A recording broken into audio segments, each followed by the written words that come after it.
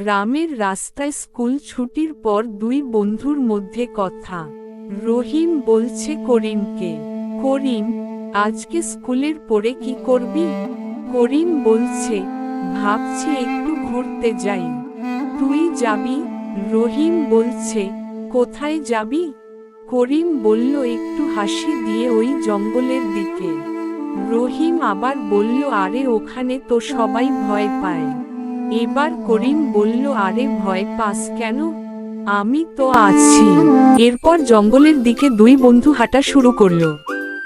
অবশেষে রহিম ও করিম দুই বন্ধু হাঁটতে হাঁটতে জঙ্গলের ভেতর চলে আসলো।